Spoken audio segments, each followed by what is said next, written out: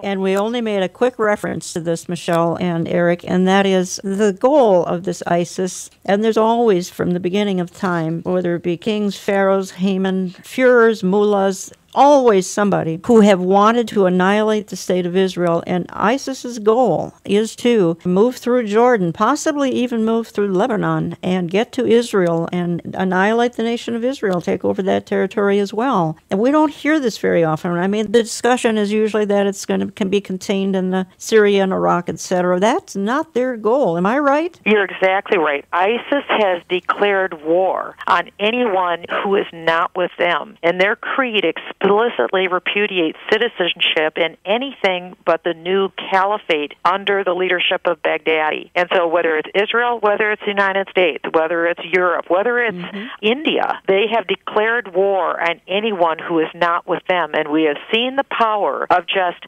12,000 warriors. But again, look at 19 committed jihadists on September 11th of 2001. They can wreak great havoc. But again, we have the firepower. We have the ability to be able to defeat them. All we are missing is the will, the knowledge and the will. The knowledge is out there, but it is the will. And we need to demand of our political leaders that they have the will to defeat this enemy. And we need to demand of our spiritual leaders that they properly inform us of what is the basis of this action. And it is ultimately, it is a philosophical and it is a religious-based war. Not because we say so, but because the enemy says it is so. And Michelle is exactly right in that. And, I just say shame on the pastors and leaders who are somehow bringing their congregations to the belief that Allah is Jehovah. How often have we said that on air, Jan? Yeah. Allah is not Jehovah. Every Muslim cleric knows that, loves the mileage they get from it and the confusion. And yet we have Christians all around us, including many who call themselves evangelicals, who refuse to stand up and clearly enunciate that Jehovah is God and Allah is a false God. And, I want to make this point, too, because all of this kind of moved together with what Michelle had said in the last couple of minutes. ISIS are Orthodox Muslims. They are actually following what Muhammad did and what Abu Bakr did, who was the leader of Islam in the 8th century. They are doing what they did. And anybody who tries to say they didn't is trying to pervert history or trying to ignore history. They're actually following the Quran. Thank God most of the Muslims in America are liberal Muslims or those who wish to just ignore parts of the Quran. ISIS is actually Orthodox. That is not being said. We're being told there's some sort of a perversion of Islam. I got news for you. They are real Islam.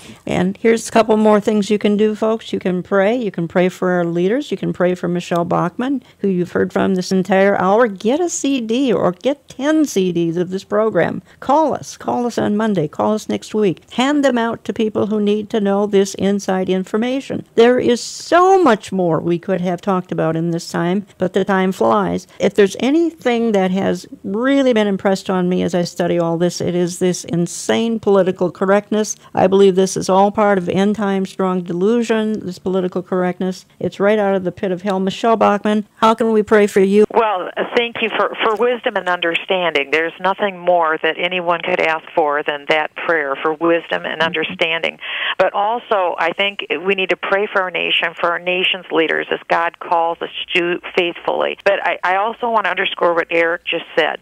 We are not indicting all Muslims who live in the United States. No one should leave this radio program and believe that we are advocating violence or in any way indicting all Muslims in the United States. We are not. What we are talking about are the philosophical underpinnings of what those engaged in Islamic jihad say about themselves and say about their religion. That is all we are doing, is reporting what those bad actors are saying themselves and what their goals and intents are. We need to be wise to the times and discern the times and then act accordingly. This is our privilege as believers in Jesus Christ. I am a believer in Jesus Christ, and it is important that wherever God places us, that we respond as He asks us to.